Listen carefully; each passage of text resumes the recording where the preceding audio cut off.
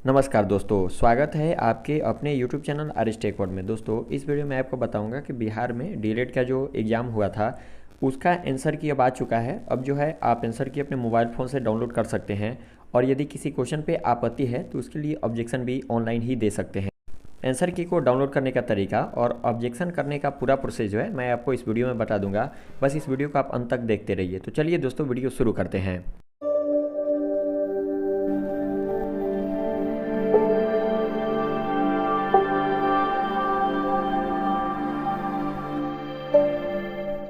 इसके लिए मैंने डिस्क्रिप्शन बॉक्स में जो लिंक दिया है उस लिंक पे क्लिक कीजिएगा। फिर इस लिंक को आप स्क्रॉल डाउन करके नीचे लेके आइएगा और नीचे लाने के बाद इंपॉर्टेंट लिंक्स में सबसे फर्स्ट में ही अभी दिख रहा है यहाँ पे objection tracker of DElEd combined entrance test. सबसे फर्स्ट वाला जो लिंक है इस पर आप क्लिक कर दीजिएगा। ध्यान दीजिएगा, ये जो है बिहार बोर्ड का ऑफिशियल साइट है, तो ऊपर नीचे भी हो जाता है डिटेल, तो उसी को आप पढ़ लीजिएगा।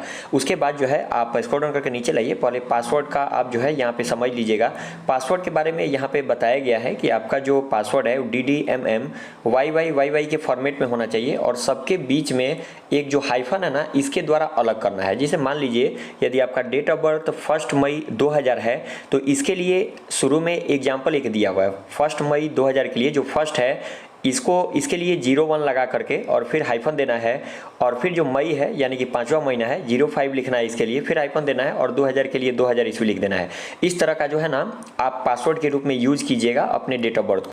आप अपने डीएलएड के एडमिट कार्ड से या फिर जब आपने रजिस्ट्रेशन किया था उस समय जो एप्लीकेशन फॉर्म निकला था उससे देख करके आप अपना एप्लीकेशन नंबर जो है उसको टाइप कर दीजिएगा। और एप्लीकेशन नंबर टाइप करने के बाद जैसा मैंने आपको बता दिया पासवर्ड को उसी रूप में टाइप करना है। यदि आपका जन्मतिथि 12 मार्च 2000 है तो 12 के लिए 1-2 फिर हाइफन, फिर उसके बाद 3 के लिए 03 फिर हाइफन, और उसके बाद 2000 जो है या फिर 2004 है, जितना है उस तरह यूज कर लीजिएगा।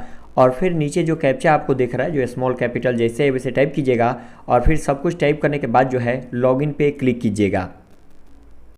फिर थोड़ा देर तक आपको वेट करना है। यदि आपके लैपटॉप में इस तरह का ऑप्शन आता है तो आप चाहें तो इसे सेव भी कर सकते हैं। उसके बाद जो है आपके सामने कुछ इस तरह का इंटरफेस खुल करके आएगा। यहाँ पे आपका नाम वगैरह दिया रहेगा। आपको यहाँ पे आपका देखना है रिस्पॉन्स शीट, मतलब आपने क्या रिस्पॉन्स दिया है।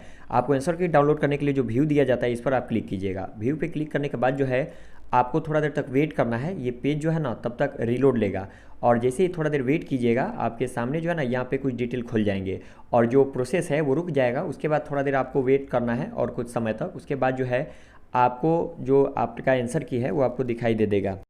दोस्तों, यदि ये जो पेज है ना बिल्कुल मेरी तरह नहीं खुल रहा है तो आप जो है 3 डॉट पे क्लिक करके इसका जो डेस्कटॉप मोड है ना उसको आप ऑन कर लीजिएगा। तो फिर जो है ना ये पेज जैसा मेरा खुला हुआ है वैसे ही आपका भी खुल जाएगा।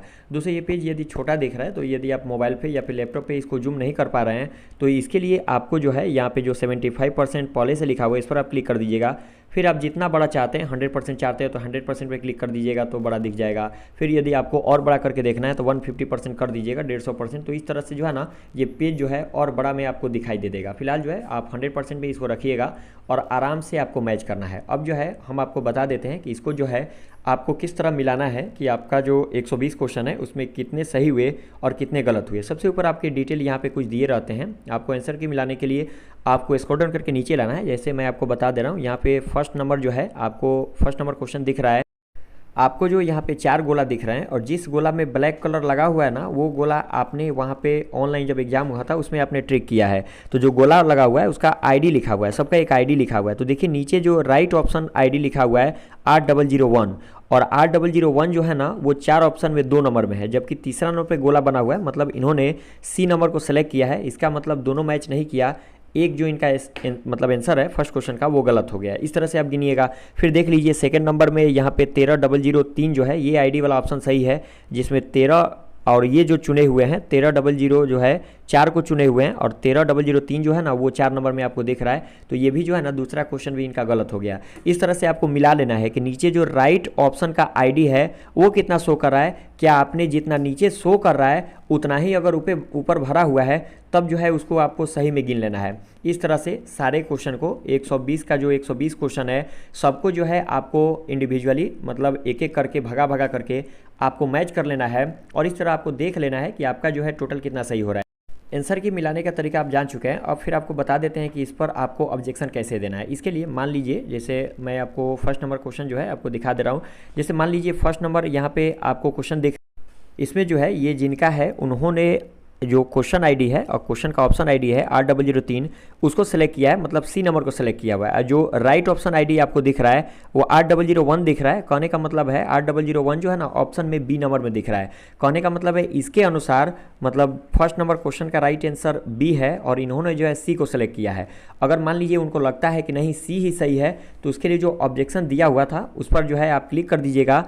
उसके बाद जो है आपके सामने ऑब्जेक्शंस के यहाँ पे पेज खुलेंगे। तो फर्स्ट नंबर क्वेश्चन जो है और उसके बगल में क्वेश्चन आईडी दिया हुआ है तो आपको सेलेक्ट करना है ऑब्जेक्शन में। मान लीजिए फर्स्ट नंबर में ऑब्जेक्शन है तो आपको सेलेक्ट करना है। सेलेक्ट में जब आप सेलेक्ट कीजिएगा तो उसमें बहुत सारे ऑप्शंस खुलेंगे जिसमें पहला नंबर कह रहा है कि क्वेश्चन इज इनकरेक्ट, मतलब प्रश्न जो क्वेश्चन दिया गया ना वही गलत है। यदि क्वेश्चन ही गलत है तो फर्स्ट नंबर सेलेक्ट कीजिएगा। यदि कह रहा है दूसरा नंबर में all options of the questions are incorrect, मतलब जितने भी ऑप्शन उसमें दिए गए हैं चारों के चारों ऑप्शन जो है यदि सारे गलत हैं, उस क्वेश्चन का ऑप्शन है ही नहीं, तो सेकंड वाला सेलेक्ट कीजिएगा। थर्ड नंबर में वहाँ पे कह रहा है देयर आर मोर देन, मतलब एक से ज़्यादा आंसर हो तो थर्ड नंबर को सेलेक्ट कीजिएगा। फिर उसके बाद जो है यदि क्वेश्चन आउट ऑफ सिलेबस हो तो उसको सेलेक्ट कर लीजिएगा। इस तरह का आप पढ़ लीजिएगा और उसको सेलेक्ट कर लीजिएगा। जो मतलब यहाँ पे रीजन आप सेलेक्ट कीजिएगा उसके संदर्भ में आपको नीचे जो है ना कुछ मेंशन करना है कि आपको मेंशन करना है कि मान लीजिए ये बातें सही हैं, ये बातें गलत हैं। उसके संदर्भ में जो भी चीज़ है, जो भी बातें चल रही हैं उसको जो है आपको वहाँ पे मेंशन करना है कि आप किस आधार पे उसको ऑब्जेक्शन दे रहा है, इस तरह का मेंशन करना है। फिर एकाएक आपको जितने क्वेश्चन पे लग रहे हैं कि जितने क्वेश्चन पे आपको ऑब्जेक्शन देना चाहिए, मतलब आपने जो भरा है वो सही है, बाकी इस पोर्टल पर जो शो कर रहा है वो गलत है, उसको जो है सेलेक्ट कर लीजिएगा। और सेलेक्ट करने के बाद जो है इसमें जो कारण है ना इसका, वो कारण को सेलेक्ट कर लीजिएगा और नीचे जो इसका मतलब डिटेल्स देना है उस डिटेल्स को दे दीजिएगा और सबमिट पे क्लिक कर दीजिएगा। जैसे ही आप सबमिट पे क्लिक कर दीजिएगा आपने जो भी डिटेल मतलब जो भी क्वेश्चन पे ऑब्जेक्शन दिया हुआ है वो सारे डिटेल जो है जा करके सबमिट हो जाएंगे। और इसके बाद जो है डीएलएड की जो टीम है वो आपके क्वेश्चन को देखेगी, एक बार और रिव्यू में जाएगा, उसको देखा जाएगा। यदि सच में आपने जो यहाँ पे ऑब्जेक्शन दिया गया है और उसके संदर्भ में आपने जो डिटेल भरा है यदि सच में सही रहता है तो उसको उस हिसाब से जो है आपको मार्क्स प्रोवाइड कर दिए। यदि आपको ऑब्जेक्शन नहीं करना है तो वैसे ही छोड़ दीजिएगा, केवल जैसे मैंने आपको बताया ना वैसे ही मिला लीजिएगा। दोस्तों इस वीडियो में मैंने आपको बता दिया कि आपको डीएलएड का जो इंट्रेंस एग्जाम हुआ था उसका आंसर किया आया था, तो उसका जो है आप कैसे चेक कीजिएगा कि आपका कितना सही हुआ है। इसके बाद जो है कुछ दिनों पश्चात इसका काउंसलिंग स्टार्ट होगा और काउंसलिंग होने के बाद जो है जब आप काउंसलिंग में सम्मिलित हो जाइएगा उसके बाद जो है आपका मेरिट लिस्ट आएगा। फर्स्ट सेकंड थर्ड इस तरह का मेरिट लिस्ट आता है और उस मेरिट लिस्ट में नाम रहेगा ना तो आपको जो कॉलेज का नाम उसमें प्रोवाइड रहेगा उस कॉलेज में जाकर के आपको एडमिशन करा लेना होगा। जब तक काउंसलिंग का डेट आएगा तब जो है मैं इसके बारे में परफेक्ट वीडियो बना दूंगा। तब तक आप चाहें तो इस चैनल को सब्सक्राइब करके रख सकते हैं, क्योंकि इसमें मैं बहुत अच्छा तरीके से काउंसलिंग करने का तरीका बताऊंगा जिससे कि कम मार्क्स वालों का जो है ना उनका भी एडमिशन हो जाएगा। धन्यवाद।